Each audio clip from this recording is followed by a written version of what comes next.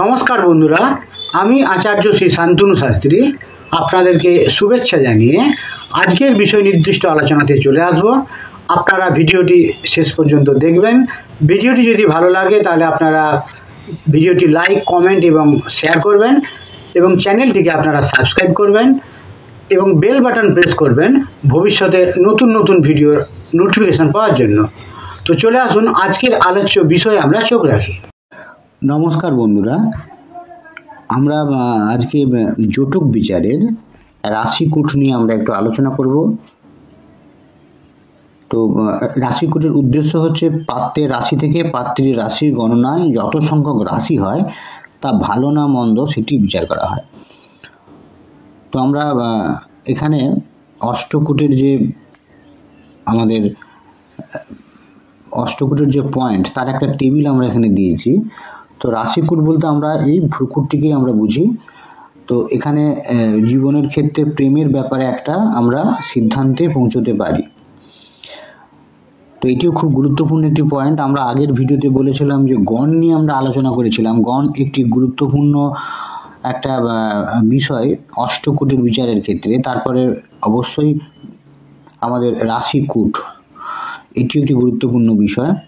তো এই চারটির ক্ষেত্রে যেমন আমরা দেখতে পাচ্ছি যে সর্বাধিক এখানে স্কোর হচ্ছে, মোট নাম্বার হচ্ছে 7, তার মধ্যে 7ই পেয়েছে।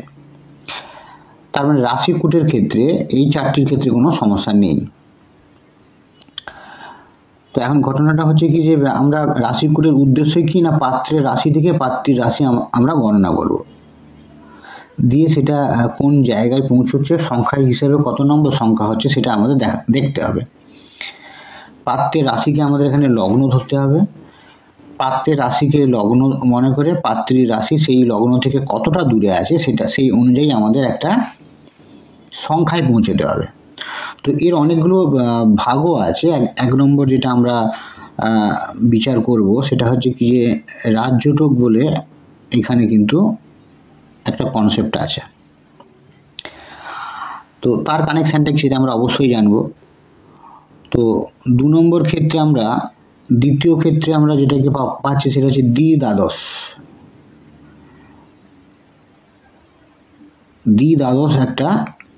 দ্বিদ্বাদশ রাশি এখানে গুরুত্বপূর্ণ। দ্বিদ্বাদশ রাশি পাত্রী থেকে পাত্রের রাশি কাউন্ট করতে হবে। এখানে সবই কিন্তু কাউন্ট করা, গোনা। একজনের রাশি থেকে আরেকজনের রাশি কত নম্বর সংখ্যায় পৌঁছচ্ছে সেটা এখানে গুরুত্বপূর্ণ ভূমিকা পালন করবে। রাশিকূটের মিলনের ক্ষেত্রে এই ধরনেরই বিধান দেয়া আছে। 3 নম্বর আমরা যেটা বিচার করব, 3 নম্বর ক্ষেত্রে আমাদের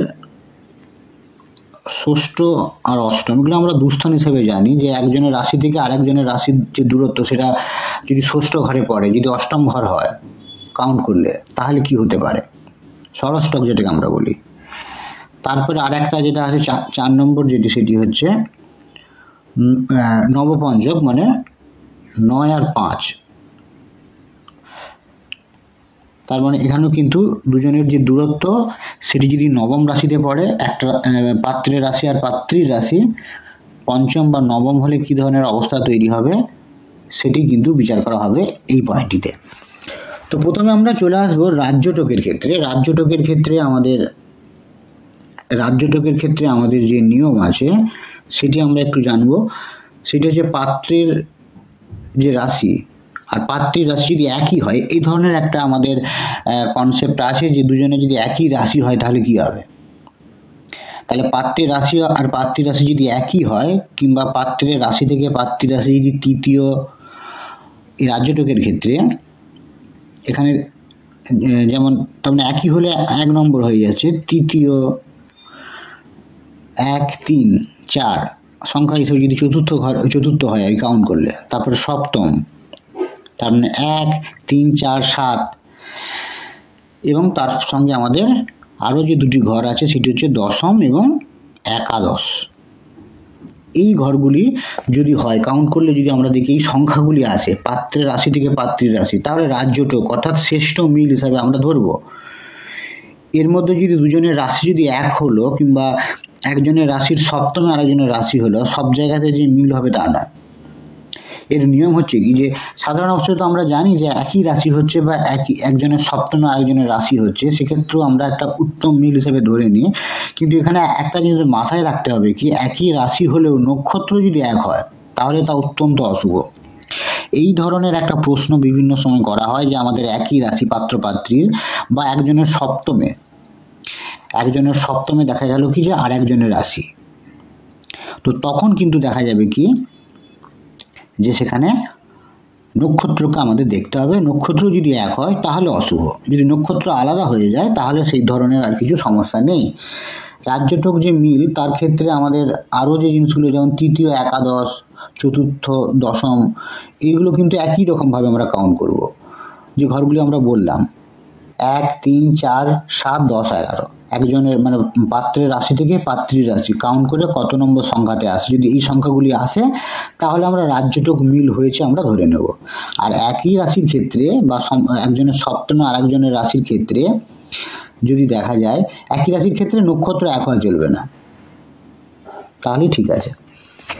আচ্ছা, এবার আমরা দ্বিতীয় পয়েন্টটিতে আমরা চলে আসবো। দ্বিতীয় পয়েন্টটিতে আমরা কি করেছিলাম যে 2 আর দ্বাদশ, দ্বাদশ এটা কখন হতে পারে না, বর ও কন্যা রাশি 2 নম্বর পয়েন্টে আমরা চলে আসছি। রাশিকুটেরই 2 নম্বর পয়েন্টে আমরা চলে আসছি। বর ও কন্যার রাশি দুটি যদি এমন হয় যে একজনের দ্বিতীয় অপরজনের রাশি আছে, তো এইটার একটা নিয়ম আছে যে সেখানে হচ্ছে কি যে তাহলে এই যোগ্যে তো আমরা দ্বিদ্বাদশ মিল বলি, এখানে কিন্তু কন্যার দ্বিতীয় বরের রাশি থাকতে হবে। কন্যার দ্বিতীয় বরের রাশি থাকতে হবে। আমরা যে অ্যান্টি ক্লক অনুযায়ী যে গণনা করি সেখানে আমরা যদি ধরি যে কন্যার রাশি হয়ে গেল সেখানে মেষ, কন্যার রাশি আমরা ধরছি মেষ, তো সেখানে তার মানে বৃষ রাশি যেটি হবে তাহলে কন্যার দ্বিতীয় বরের রাশি হতে হবে, তার মানে বৃষ রাশি হতে হবে এখানে বরের। তাহলে কন্যার যদি মেষ হয় বরের হবে বৃষ রাশি। তো তাহলে কিন্তু এই জায়গাটা তৈরি হবে। সাধারণ অবস্থায় আমরা যে রাজ্যটকের ক্ষেত্রে দেখছিলাম যে পাত্র রাশি থেকে পাত্রীর রাশি কাউন্ট করছিলাম, দ্বাদশের ক্ষেত্রে কিন্তু সেখানে পাত্রীর থেকে পাত্র দেখতে হবে। সেখানে যদি দ্বাদশ সম্পর্ক তৈরি হয়ে যায় তো পাত্রীর থেকে পাত্রের, তাহলে কিন্তু আমাদের বলবো যেটি একটি শুভ অবস্থা তৈরি হবে বিবাহের ক্ষেত্রে। এবং এখানে পয়েন্টের ক্ষেত্রে যে 7 নম্বর যা আছে সেখানে আমরা মার্কস সেখানে পাবো।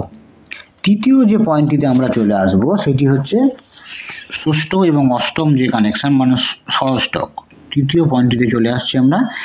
6 আর 8-এর যে বলছিলাম যে পাত্র থেকে পাত্রী যদি 6 নম্বর রাশি বা 8 নম্বর রাশি হয় তাহলে এগুলোও কিন্তু দ্বিদ্বাদশের মতোই মিলে একই নিয়ম, অর্থাৎ যদি এবার একটা কিন্তু মাথায় রাখতে হবে যে অধিপতি দুটির মধ্যে মিত্রতা থাকতে হবে।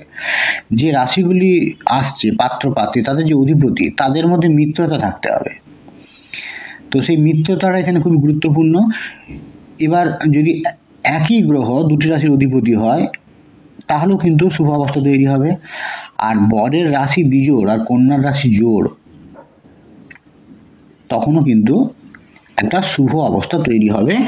সাধারণ অবস্থা আমাদের মনে হতেই পারে যে এই পাত্রের রাশি থেকে পাত্রের রাশি 6 বা 8-এ থাকলে একটা খারাপ অবস্থা তৈরি হতে পারে, কিন্তু এগুলো আমাদের দেখে নিতে হবে। যদি রাশির অধিপতি যে আমরা যদি দেখি যে কোনো একটা ক্ষেত্রে দেখা যায় যে বরের রাশির যে অধিপতি কন্যার রাশির যে অধিপতি তাদের মধ্যে মিত্রতা আছে,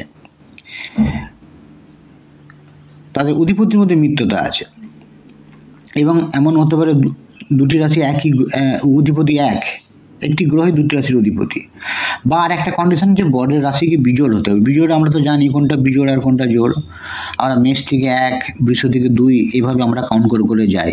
মিথুনে আবার সেখানে বিজোড়ে চলে আসছে 3। তো এইভাবে আমাদের দেখে নিতে হবে যে বরের রাশিটা বিজোড় আর কন্যা রাশিটা যদি জোড় হয় তাহলেও কিন্তু এই ষোড় অষ্টকের যে সম্বন্ধটা থাকবে তাতে কোনো ধরনের সমস্যা নেই।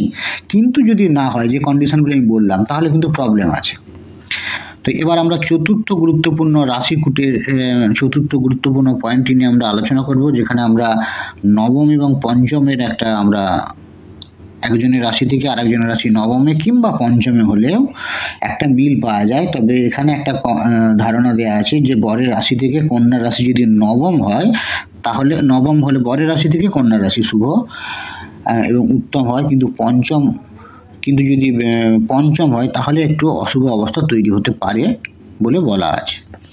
তো আমরা এই রাশিকুটের বিচারগুলিকে যদি আমরা এই কাউন্টগুলি ঠিকমতো করতে পারি তবেই আমরা এখানে 7-এর মধ্যে কত পয়েন্ট পাচ্ছে সেই সম্পর্কে আমরা একটা ধারণায় পৌঁছতে পারবো, এবং সেক্ষেত্রে প্রেমের ব্যাপারে তাদের একটা পারস্পরিক সহযোগিতার সম্পর্কে আমরা একটা ধারণা করতে পারবো। তো এখানে 36-এর মধ্যে কিন্তু এই নিচের যেগুলো এই 7 বা 8 মানে এই ভ্রুকুট বা রাশিকুট, নারী, গণ, মৈত্রী, এগুলো খুবই ইম্পর্টেন্ট কিছু পয়েন্ট, এবং এগুলোতে ফুল মার্কস পাওয়া মানে কিন্তু এই 36-এর মধ্যে কিন্তু অনেকটা বেশি মার্কস কিন্তু সে সেখানে পেয়ে যাচ্ছে। তো সাধারণ অবস্থায় 36-এর মধ্যে আমরা জানি অর্ধেকের বেশি পাওয়ার কথা, তো সেখানে যদি দেখা যায় যে সেখানে যদি 30 ছুঁই হয় সেক্ষেত্রে কিন্তু অবস্থাটি অনেক ভালো হবে। সেক্ষেত্রে কিন্তু এই 4টি পয়েন্টের গুরুত্ব অপরিসীম, নিচে যে শেষের যে 4টি পয়েন্ট। তো আজ এই পর্যন্তই থাকবে। ভবিষ্যতে আমরা আবার কোনো ধরনের এই জটক বিচারেরই অন্য কোনো টপিক নিয়ে আমরা আলোচনা করব। ভালো থাকবেন, নমস্কার।